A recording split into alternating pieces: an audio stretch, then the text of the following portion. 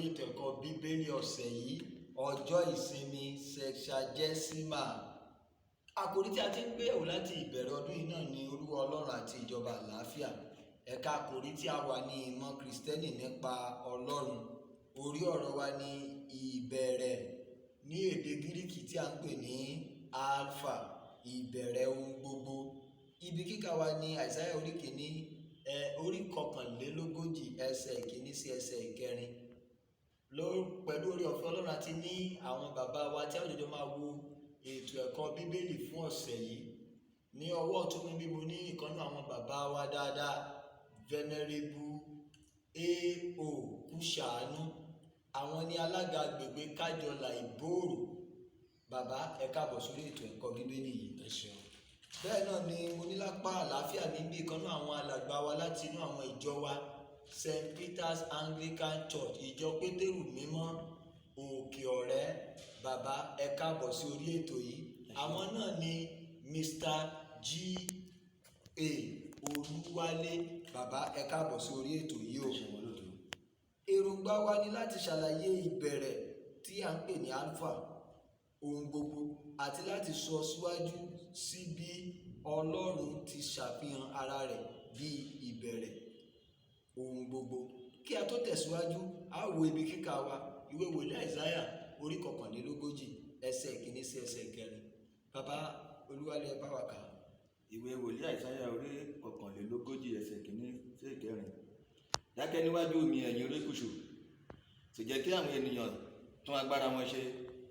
Jẹ́ kí wọ́n súnmọ́ tòsí, nígbà náà ni kí wọ́n sọ̀rọ̀ jẹ́, kí á jùmọ̀ súnmọ́ tòsí fún ìdájọ́. Ta ni ó gbé olódodo dìde láti ìlà oòrùn wá, tí ó sì pèsè ẹsẹ̀ rẹ̀, tí ó fi àwọn orílẹ̀-èdè fún un ní iwájú rẹ̀, tí ó sì fi ṣàkóso àwọn ọba. Ó fi wọ́n fún idà rẹ̀ bí ìkùrù àti bí àkékù ìyàngbò fún ọrùn rẹ̀. Ó lépa wọn, ó sì kọjá ní àlàáfíà nípa ọ̀nà náà tí kò fi ẹsẹ̀ rẹ̀ tẹ̀ rí.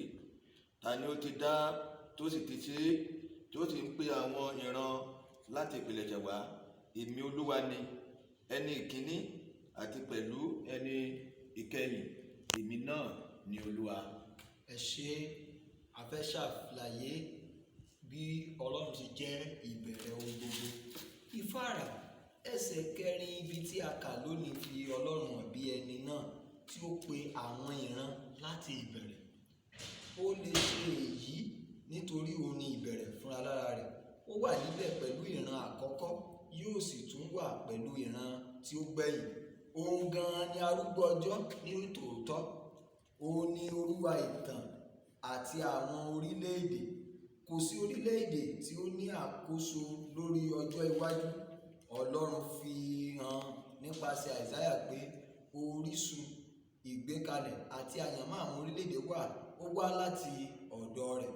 Ó ti fi èyí hàn nípasẹ̀ Kírúsì, nípa àwọn ìṣẹ́gun rẹ̀ àti bí ó ti lò ó láti gba Ísírẹ́lì lọ́wọ́ ìdẹ̀kùn Bábílónì. Mímú ète òtítọ́ Ọlọ́run ṣẹ ní èyí àti ní ayé, bí ó tilẹ̀ jẹ́ pé ọba kèfèrí ni Kírúsì.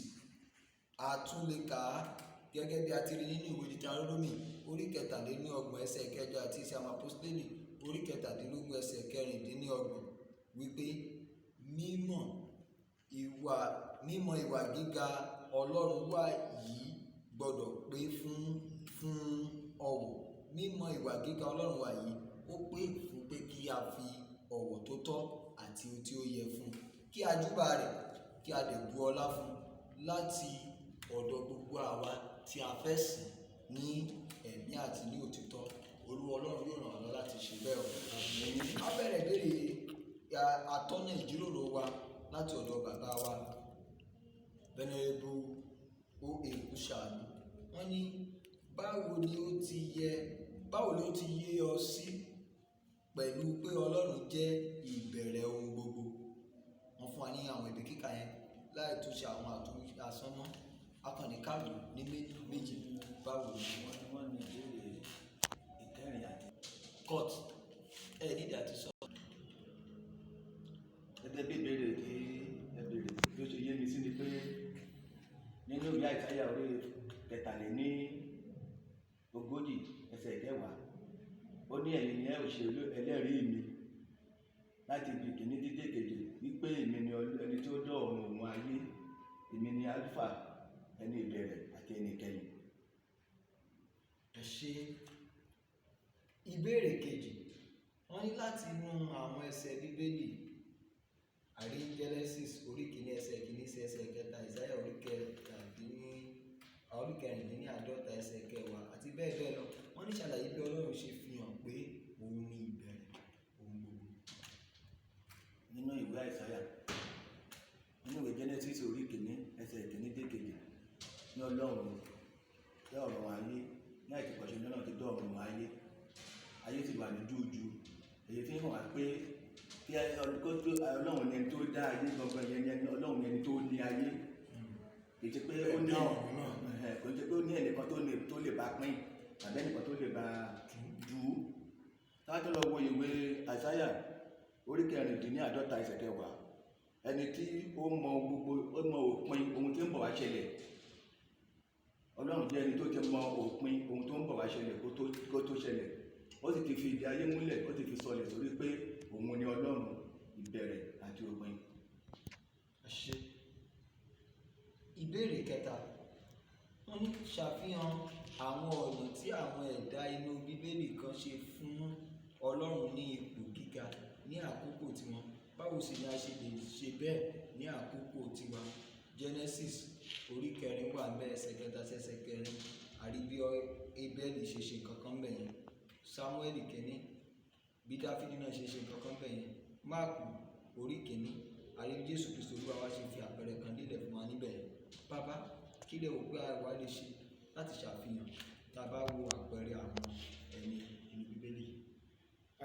Ohun tí a lè ṣe láti lè fi ṣe àfihàn bí àwọn tí ṣáájú wọ́n ṣe ṣe fún Ọlọ́run ní ipò gíga ni ohun tí wọ́n ti ṣe sílẹ̀ gẹ́gẹ́ bí àmì iṣẹ́ ìyanu tọ́lọ́run ṣe tó lè jẹ́ ìmísí fún àwọn. Àti ìkejì ni wípé ìyẹn wà ní Sámúẹ́lì orí 23 ẹsẹ̀ 2 títí dé 5. Ṣùgbọ́n rírúbọ ní ti Abẹ́lì, ìrúbọ tó ṣe tó dẹ̀ jẹ́ ìtẹ́wọ́gbà, òun ni ti Abẹ́lì.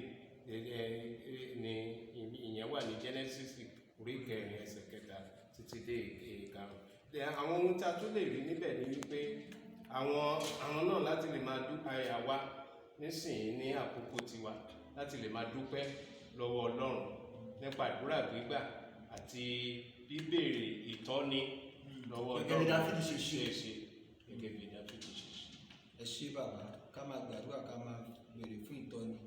Jésù Kristi gbàdúrà kó tó bẹ̀rẹ̀ ohun gbogbo.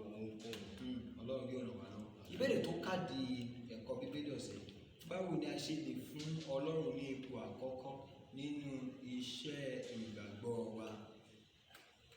Bí a ṣe lè fún Ọlọ́run ní ipò àkọ́kọ́ nínú iṣẹ́ ìgbàgbọ́ wa ni wípé kí a máa dúpẹ́, àdúrà gbígbà àti fífi ara sínú ìmọ́lẹ̀ láti mọ̀ wípé òun ni ẹni ìkíní àti ẹni ìkẹyìn.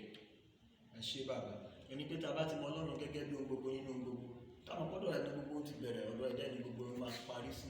A ní láti fi ayé wa, ọkàn wa, ilé wa, gbogbo tí ń ṣe tiwa, ká fi bọ̀wọ̀ fún, ká fi júbà rẹ̀, ká fi bu ọlá fún, ká dẹ̀ fi sìn ní tòótọ́.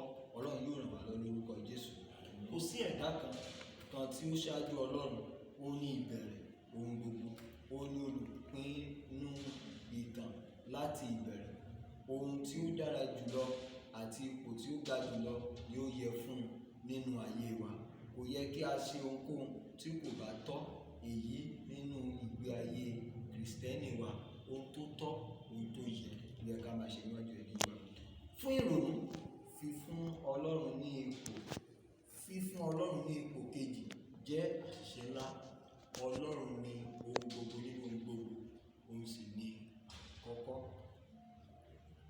Àkọ́sórí Kólósè orí 1 ẹsẹ̀ 22, ó ní ó sì jẹ́ orí fún ara, èyí ni ìjọ, nítorí ṣe ìpilẹ̀ṣẹ̀ àkọ́bí láti inú òkú wá, pé nínú ohun gbogbo kí òun kí ó lè ní